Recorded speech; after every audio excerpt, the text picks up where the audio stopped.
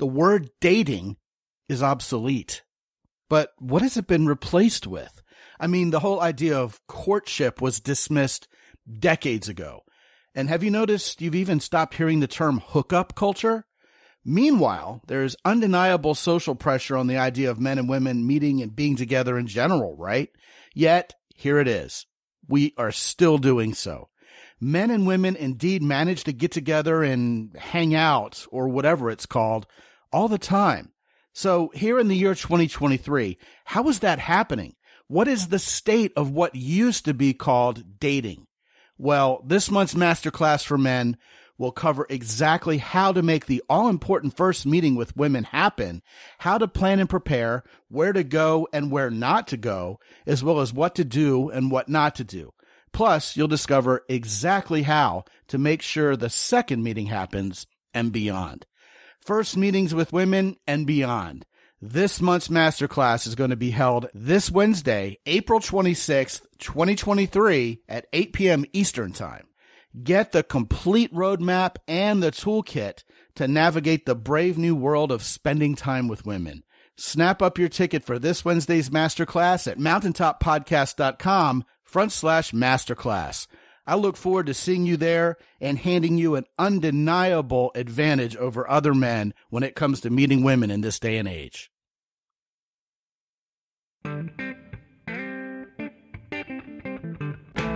Live from the mist-enshrouded mountaintop fortress that is X and Y Communications headquarters, you're listening to the world-famous Mountaintop Podcast. And now, here's your host, Scott McKay. All right, gentlemen, welcome yet again to another episode of the world-famous Mountaintop Podcast.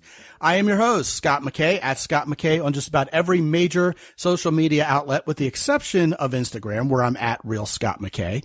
If you haven't been to the mountaintoppodcast.com lately, gentlemen, you need to check it out. Lots of new goodies there for you, including the master classes that we do one of every month. You can check out the newest one, or even ones that we've done in the past, when you go to mountaintoppodcast.com and click on the banner near the top of the page, or you can just go to mountaintoppodcast.com/masterclass. If you haven't joined the Facebook group yet, it's called the Mountaintop Summit, and we hope to see you there. Speaking of seeing someone there, well, this is a returning guest we have on today. The first time he was here, he talked about humor. It was a very funny show and a very entertaining show. You might want to call it edutainment, which is a word that we drop from time to time around here. And I expect that today's show with Peter McGraw is going to be, well, much of the same. It'll probably be humorous just because he's a funny guy. But the topic today is, well, the name of his podcast is called The Single Person's Guide to a Remarkable Life. And Peter McGraw is married and has 6 children. No, I'm only kidding. He's a single man himself.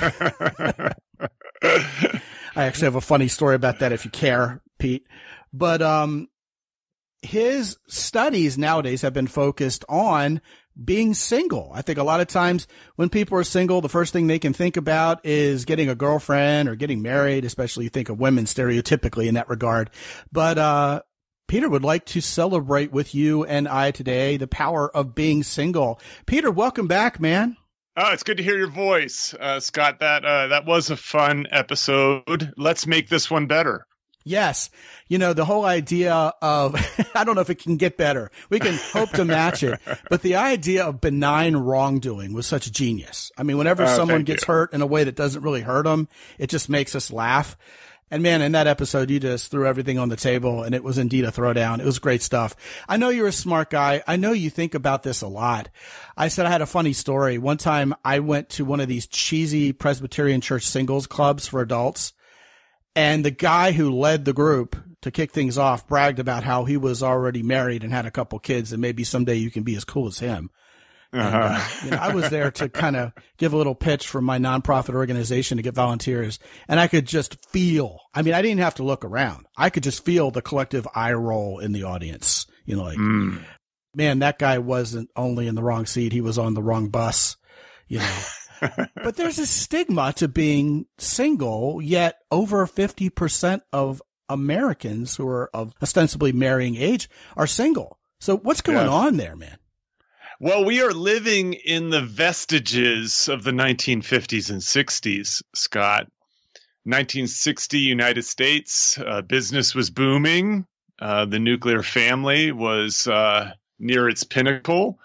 72% of adults were married. 90% would eventually marry and do so by age 21. And this was such, I would say, there was such conformity around marriage, children, and especially this particular type of marriage, the nuclear family, that the world was built around it. Policy was built around it. Laws were formed to support it. And despite the fact that it is on the decline, we still live in a world where most people marry. Most people are expected that they will. And I think it can leave those folks who aren't there yet, who struggle making that happen, or simply don't want it, feeling a little bit left out.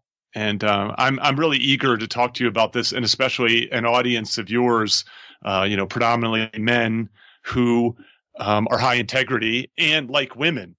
And thus, regardless of whatever their relationship goals are, they're thoughtful people, and hopefully we can impart a kind of different perspective for them.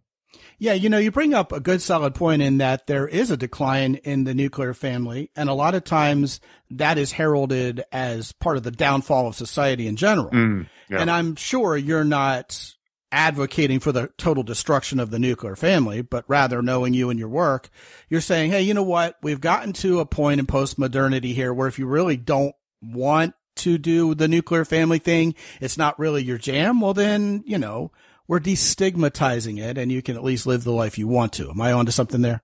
Absolutely. So I think, first of all, it's probably worthwhile to take a little bit of a walk down memory lane. For sure.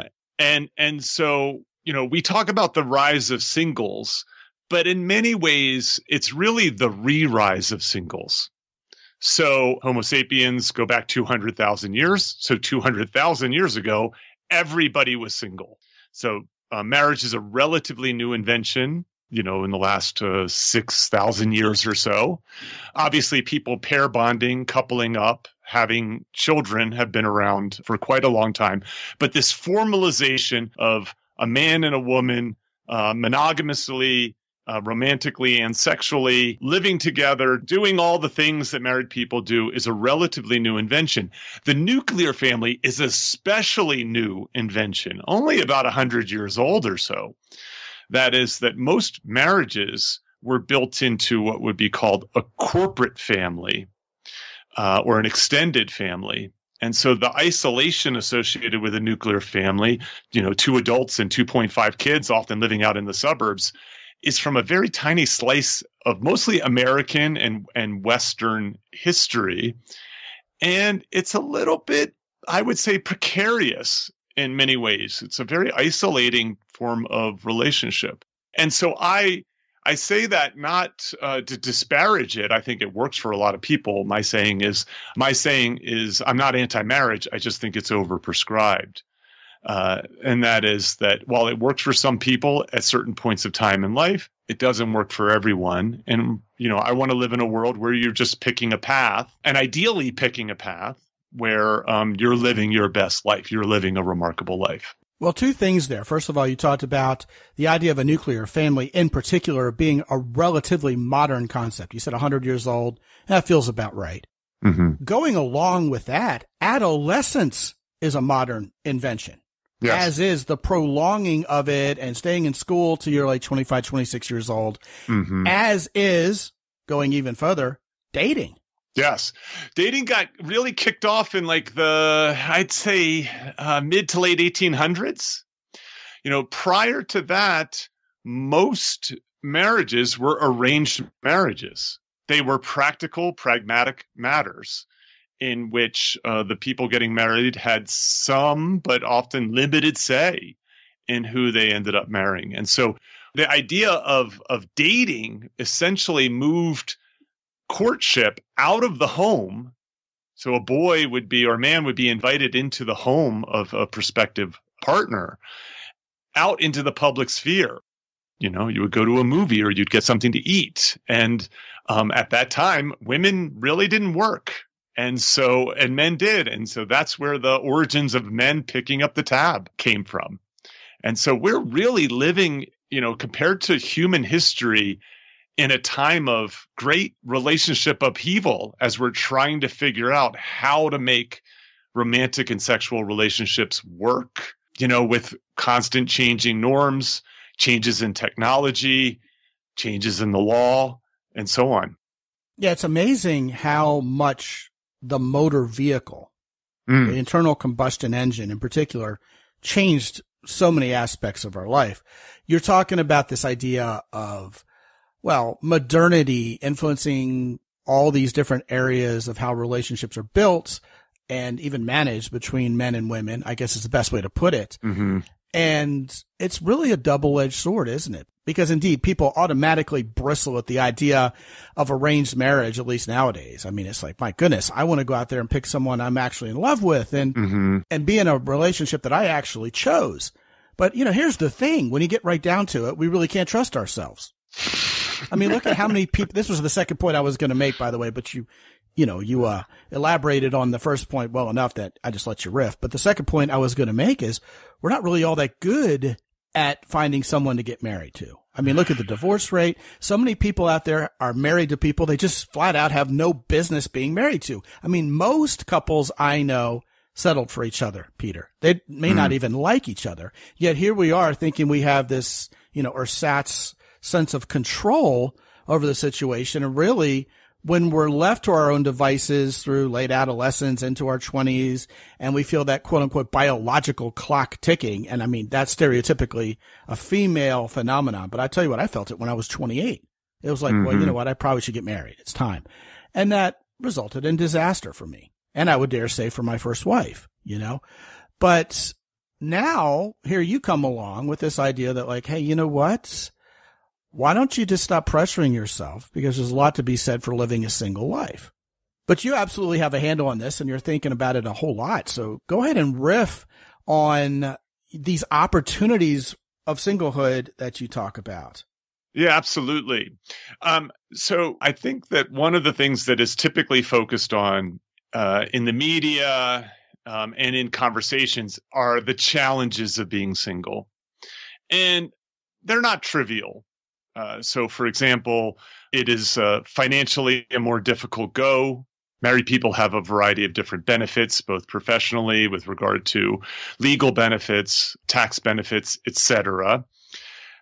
But that's not really where the pain point is. Most of the pain point is about how people are made to feel about being single, that it is considered to be lower status. And that people who are single are seen as lonely, selfish, not willing or able to grow up, and so on. And indeed, those people do exist.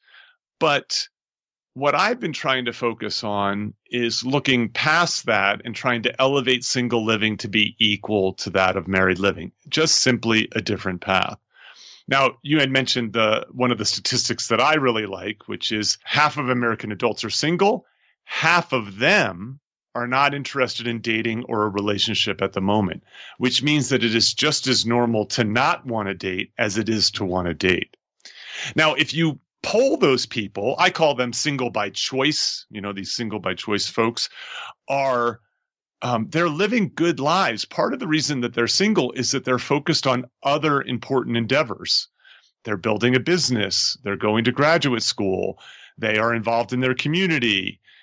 They are doing things that contribute to the world.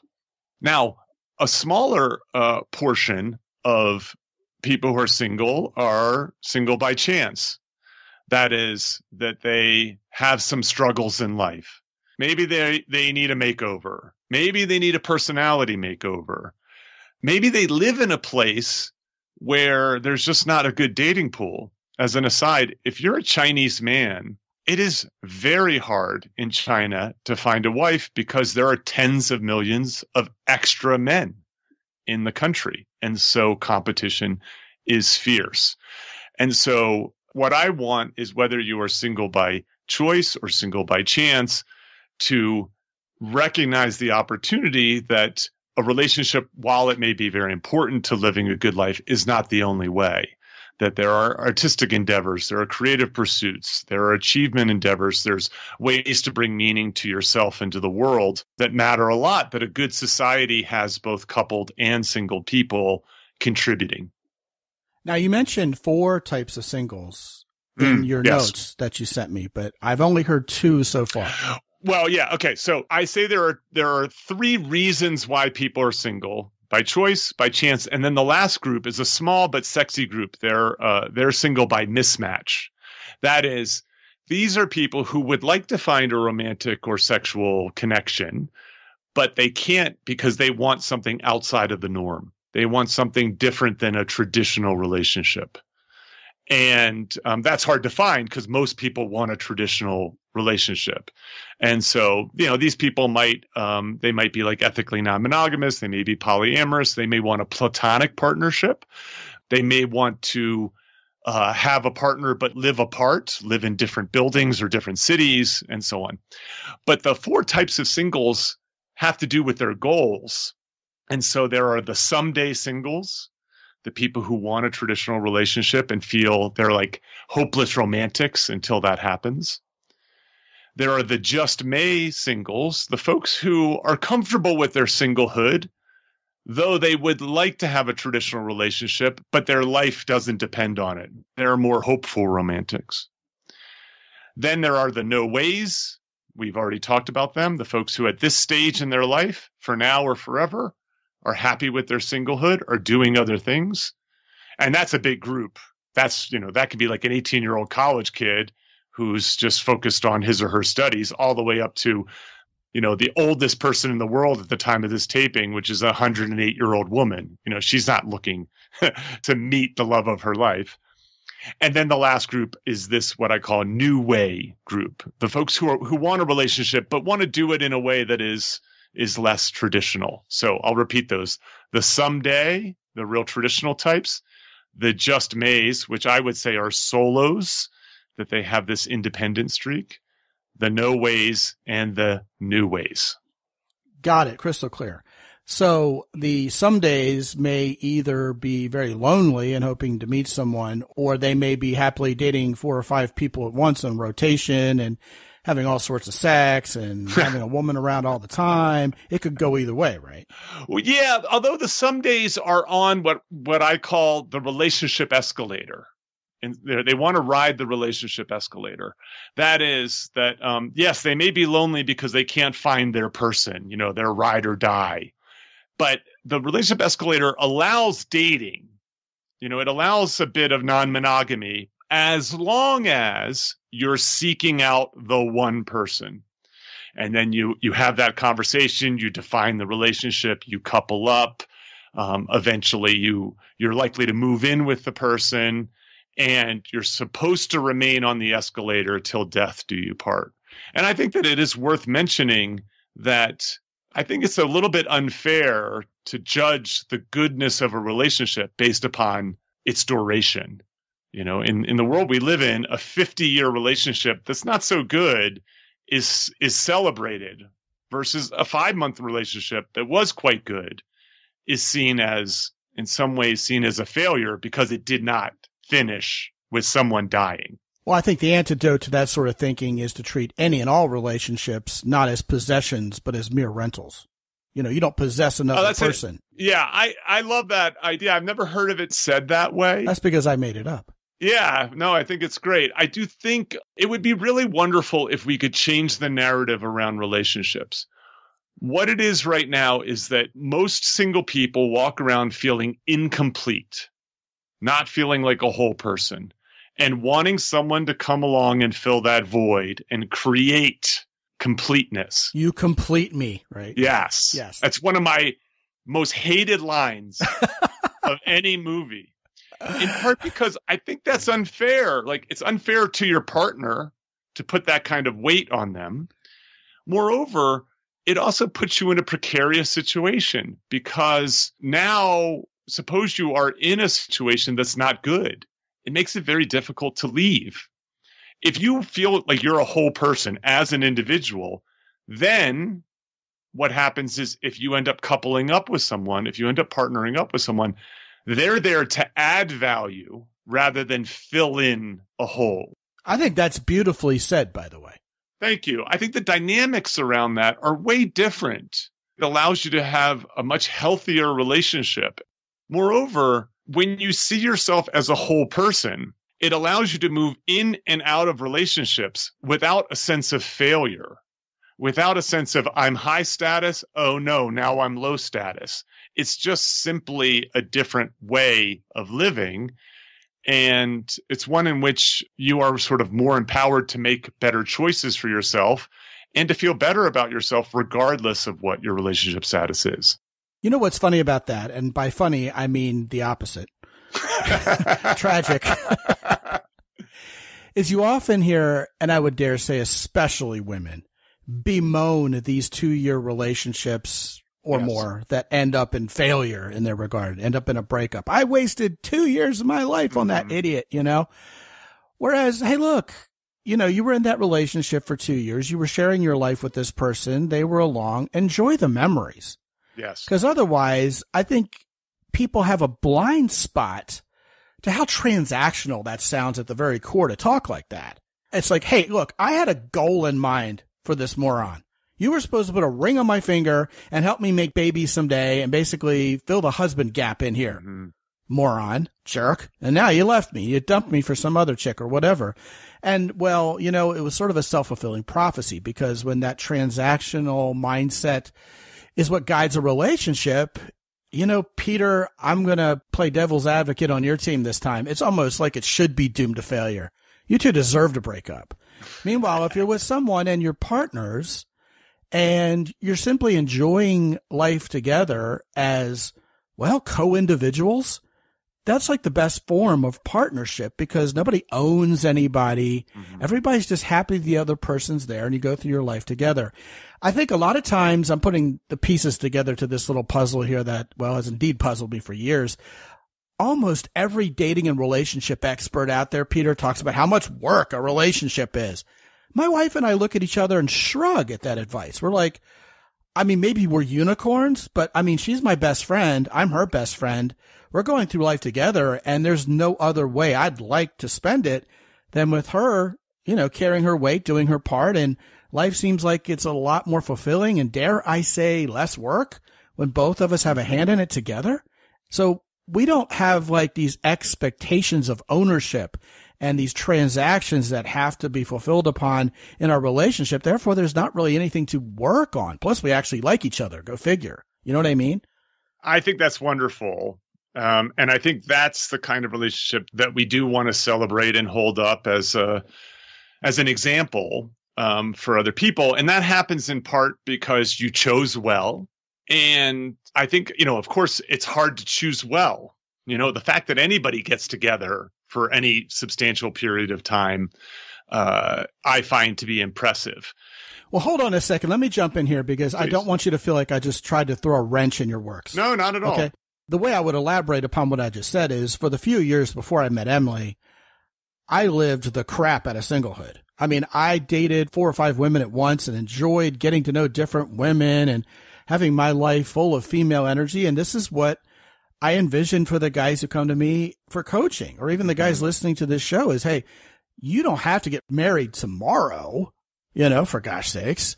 Go out and enjoy women, play the field, if anything, because it's fun and it may not last forever, but also because it's just a better way to sort out what you're really looking for and who you are in that process. But again, if you want to end up, you know, living a Playboy lifestyle for the rest of your life and dating 4 or 5 women at once till you're in advanced old age and can't do it anymore, right? More power to you. You know what I mean? Yeah. Well, I would say this, if you want to do that, you need a plan. And I think you need a plan in any situation that takes into account your goals. I share your perspective around this idea that a relationship was a quote unquote waste of time. When I go out with someone and they ask me, how long's your longest relationship? I often chafe at that question because the person is trying to figure out. I'd chafe at it too. Yeah, they're trying to figure out, like, you know, is this guy capable of doing lifelong monogamy with me, in a sense? And again, I don't think that that is going to be the goal, but I do believe that what happens, and it's unfortunate for the average couple, is they default into a particular script and default into this mutual problem-solving behavior where, on one hand, the woman may be thinking, I want to have a family. I'm going to need a man, or want a man at least, to do this in terms of sharing income, sharing parenting duties, and also I need some sperm. That is, of course, a sort of stereotypical perspective. The flip side of it, and I think this is something you talk to your audience members about, is learn to take care of yourself as a man.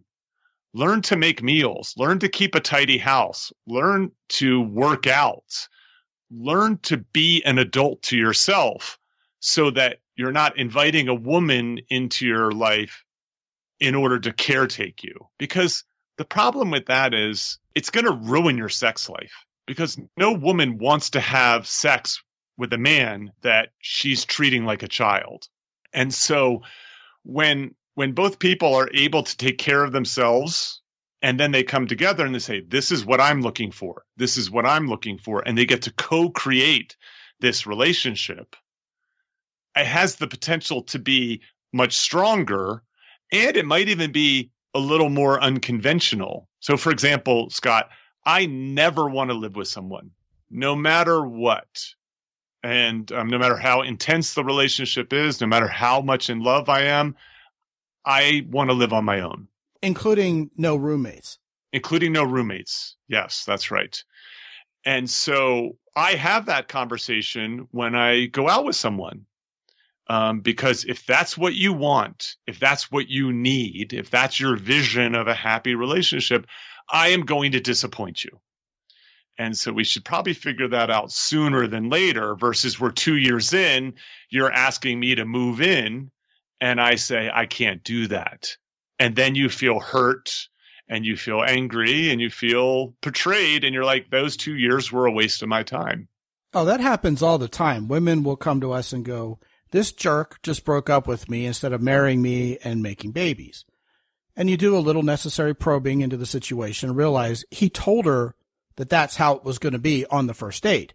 Mm-hmm. But she adopted this attitude of, oh, well, I can change him. Obviously, he'll change his mind. But you can't do that.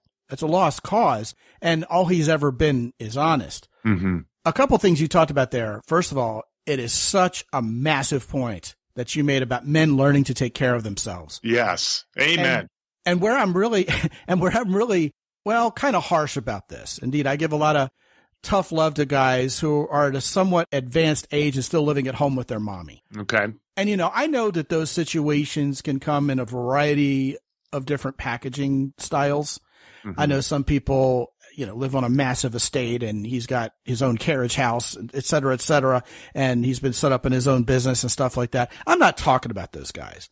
I'm talking about those guys who are, well, so far refusing to engage in adulting. Because it's just so easy not to have to pay rent and have my mommy cook for me and still do my laundry for me. And then I can go work all day long and blow all my money on video games. This is freaking great. The sense of safety and comfort. But it is absolutely repulsive to women for the reason you mentioned, which is she can't be your mommy and your lover at the same time. That's right. But when you go out and you know how to fend for yourself, which, yes, does include cooking a meal and keeping the house straight and fixing things, it shows that you know how to provide and protect as a man, and that physically makes women horny. We've talked about that around here. Now, the cooking thing could be controversial, but here's what I'm going to say to that. Unless you want to blimp up and be fat, sick, and nearly dead, as the documentary eloquently stated, you're going to stop eating all this prepackaged crap and learn how to cook good meals of fresh ingredients, perhaps even organic ingredients. It's not so hard. It'll probably save your life. And if that isn't good enough for you, the nuclear weapon of attraction, as I am on record about, is knowing how to cook for a woman. She'll think you're a superhero. I mean, it's like an express ticket to the bedroom. For what it's worth. Not that that's what we're about around here, but Look, I would call it a bonus. Right. So your example of being able to cook for yourself is an excellent, in many ways, metaphor for what we've been talking about. you learn to cook for yourself. And by the way, you don't have to become a chef. You just have to learn to prepare healthy, tasty meals. Right. Yes. And if you're able to do that, you're now nourishing your body in a healthy way. You're often saving money compared to eating out and ordering in. And so it serves you first, primarily as a whole person. Then, if you happen to entertain and you want to host and you want to make someone a meal, you then become a good host. And whether that be for your friends or for a potential lover, and that makes the world a better place. And so learning to cook on your own, if I can make a little plug, I have a solo cooking episode on my podcast that is incredibly inspirational around this topic. It serves both of these purposes. And Scott, I have to say this. I 100% agree with you. Men in the United States are unpopular at the moment. And I think it's unfortunate because we're not, as a result, having the kind of conversations that you're having, which is about trying to help men help themselves. So men are twice as likely to live with their parents than women. Women are more likely to own a home. Single women are more likely to own a home than single men. 2/3 of college campuses are now made up of women. Obviously, most homeless people, most incarcerated people, most addicts, most suicides are men. Men are struggling in a lot of ways. And leaning on video games and leaning on pornography and leaning on Uber Eats as a way to pacify yourself and to just live in this sort of shallow, pleasurable world is not one that is going to create a fulfilling, remarkable life. And should you be one of those men who wants to enjoy the company of women sexually, that's not the path. The path is to pick up some weights, pick up some poetry, pick up a frying pan, and figure out how to parent yourself. Well, first of all, this has to be said. So far, you've already dropped the idea of you complete me. Then you threw down help me help you just now. So we might as well complete the trifecta that makes this a Jerry Maguire themed episode there, Peter, and you should show me the money. Ah, that's fantastic. Let's have it. Well, I mean, let's talk about money. All right? Not yet. Not yet. I was being facetious, but we can talk about money. I'm happy to. Well, I mean, some of this is like, if you decide, again, this is about being intentional. So much of the conversations on Solo on the podcast are about making intentional decisions and not defaulting into what the world says for you to do.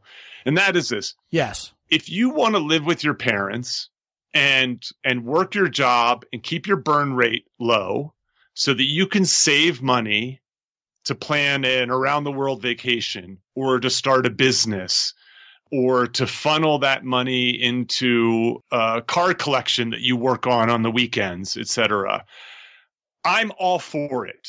That is a pragmatic kind of decision because it's showing you as an elevated person and actually one who can get along with his parents. But if you're doing this because you are not trying in life, I'd encourage you to take a hard look at, is there a better life to be lived rather than just letting someone else take care of you? Well, also, if you're making that decision, don't expect to be able to burn the candle at both ends and have it both ways. Don't expect to have your cake and eat it too, proverbially, right? Because you're making a choice. You're accepting the comfort of being at home and being mollycoddled like you're still a child at the expense of being attractive to women. I mean, you're making a choice. Yeah, you can't. I think a lot of times guys kid themselves. That's right. You can't have it both ways. That's right. Let me ask you to address something real quickly before we talk more about this idea of having a full life, being single, even if it's for the time being. Yes. You sort of skirted around the issue, pun intended, of women stereotypically wanting to lock men down into relationships and presumably marriage, whereas the stereotype is men don't want to be married anyway. It's almost like this is a moot point today we're trying to make about the joys and pleasures and celebration of singlehood. Mm-hmm. Because most men are often accused of wanting to stay single and be playboys and play the field and avoid, quote unquote, getting their balls cut off at the altar. But I mean, spoiler alert, Peter, I know a whole lot of guys who would love to find a great woman and be married, make babies, be a father and leave a legacy. So, I mean, Yes.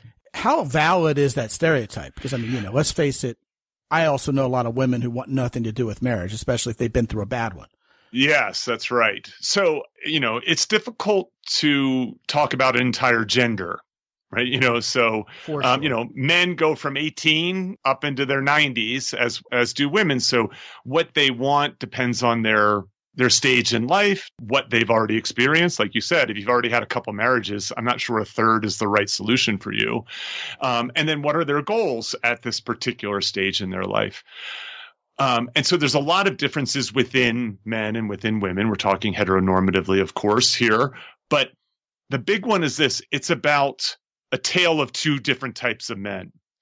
So there are men who are doing very well in the world, and they don't have trouble attracting potential mates. And as a result of that, they might not be in a big rush to settle down and partner up because they enjoy their dating life. They have lots of success and so on. And so some of those men they're not in a rush, and they're probably the most disconcerting group of men to women because they're the most marriable in a sense. Like they have good careers, they're healthy, they're good looking, they're good communicators. They can really excel within a relationship. Now that's a pretty small group of guys though, and most women want to go out with them. The average man, on the other hand, has some of those qualities, but not all of those qualities. And I agree with you. Most of those men would love to have a long-term relationship. They would love to have that connection and that closeness and to be able to build a life with someone else. And they may have the normal troubles sort of finding that, but they are not relationship averse in any way. There's another group of men that we don't talk enough about, and I alluded to them earlier. And these are the men who no women want. And these guys also typically want to have some connection and want to have a relationship with women, but are unable to do so because, and you gave an example of a particular style of guy, the guy who lives in his parents' basement. Throughout human history, there have been huge swaths of men who no woman wanted to have sex with. And these men, I worry about them. These men are men who are struggling, and these are men who need to find ways to improve their life. And the worry is that they turn into misogynists. They turn into hating women because at this moment in their life, they're not able to make this thing happen. And so I do agree with you. It's unfair to characterize men as not wanting relationships. The average man wants a relationship, as limited as he may be in trying to make that happen. The last point you have on here that you wanted to talk about, I want to talk about also. And perhaps interestingly, and again, I'm using my words strategically here, you've uncoupled it from being single. And that's the question of what makes a life remarkable. Well, heck, man, let's hear your take on it. Go for it. Yeah, this could be an entire other episode, but one of the things that I want to put forth in the world is this idea that there is no one remarkable life, that there are remarkable lives. And regardless of whether it's one path or another, they have some commonalities. And that is the person has taken care of three foundational elements in their life: their health, their wealth, and their connections with the world. Connections being friends, family, community. That serves as a foundation. Do you have your financial situation in order? Are you out of debt? Do you have steady income? Do you have an emergency fund, etc.? Are you healthy? Are you eating well? Are you taking care of any illnesses you have? Does your body work the way you want it to work? Do you have vim and vigor? And then also, do you have the ability to connect to important people in your life, romantically or not? I would argue the not romantic stuff is more important as a foundation. And then once that's in order, the next thing is, how do you flourish? how is it that you live your best life? And there are 3 paths to that. The first is through purpose. Do you live a meaningful or achievement-oriented life? Are you making stuff that's challenging, that's better for the world or better for you? Are you engaged in creative pursuits? Are you making art? Are you making science? Are you an entrepreneur? Are you solving problems in the world? And then lastly, are you living a life that is filled with positive energy, that has positive emotions, a life in which you're laughing, which you're enjoying yourself, which you're experiencing the delights that this world has to offer? And depending on where you are in life and what your interests are, you might lean into more purpose, you might lean more into engagement, or you may lean more into living a more enjoyable life, kind of like the French. Yeah, leaving the world a better place, legacy. Yes. Yeah, I think that's all very straightforward and very well said. His name is Peter McGraw. He's a professor at University of Colorado in Boulder, which is a beautiful part of the world. If you've never made it out to Boulder, Colorado, it's the gateway to the Rocky Mountain National Park, so you can just imagine how beautiful it is out there. It's a great place to live a quality life. Peter's podcast, once again, is called Solo, the Single Person's Guide to a Remarkable Life, and you can go there by checking out a special URL that I've set up for you, which is mountaintoppodcast.com/solo, SOLO. Frankly, you can also go to petermcgraw.org/solo to check it out, or just find it on iTunes or Spotify or wherever you procure your podcasts from. Probably the same exact place you procured this podcast from. But it is a good show, and by now you know that Peter McGraw knows what he's talking about, and if you're a single guy, you're definitely going to want to check it out. Peter, man, thanks for coming back. We hope you'll come back again. It's been a great show. Thank you, Scott. You're a good man. Yeah, likewise, man, for sure. And gentlemen, go to mountaintoppodcast.com. Check out our sponsors, Jocko Willink's company, Origin in Maine. Man, they got hunting gear. They've got BJJ gis, the boots, the jeans, the best supplements I have ever taken, all natural. They're the ones that make you feel better, not sicker when you've taken them for a while. That's a very good thing. And when you use the coupon code MOUNTAIN10 at Origin in Maine by going to mountaintoppodcast.com/origin, you can get an additional 10% off your order. Hey, the guys at Keyport who make the 21st century everyday carry devices have just come out with the 4th generation of their slide Keyport device. You should check it out by going to mountaintoppodcast.com/Keyport. And also don't forget the guys over at herosoap.com. They've got new scents with intriguing names like Gunship. So I have one of those Gunship bars of Hero Soap in my bathroom right now, and it is gray. So if you think gray soap is manly, hey, they're right there with you. At Keyport and at herosoap.com, you can also use the coupon code MOUNTAIN10 to get an additional 10% off with those guys. While you're at mountaintoppodcast.com, guys, if you're on the fence about talking to me about where you are right now and where you want to be with women, jump off the fence. Let's talk about it. You'll find I'm exactly the guy you expect me to be. I don't play a fictional character. It'll be low key. We can talk about exactly what it's going to take for you to finally have the results with women you want in your life. You can check out my newest program, Unsettled, on how to get off a top dead center, as they say in the automotive world, and start living your best life, which is the second time we've uttered that particular phrase in this particular episode. And if you're not checking out the master classes, they come on the last Wednesday of every month, and they cover an extremely important and relevant topic to most every man out there in total detail. And I put my heart and soul into those, and I make darn sure that we're covering new ground, not the same rehash stuff you've heard elsewhere. Exciting stuff going on at mountaintoppodcast.com, and it's all there for you. And until I talk to you again real soon, this is Scott McKay from X&Y Communications in San Antonio, Texas. Be good out there.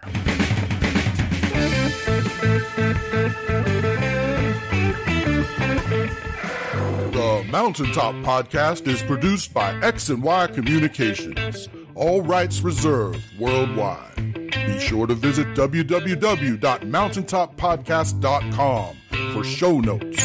And while you're there, sign up for the free X&Y Communications newsletter for men. This is Ed Roy Odom speaking for the Mountaintop Podcast.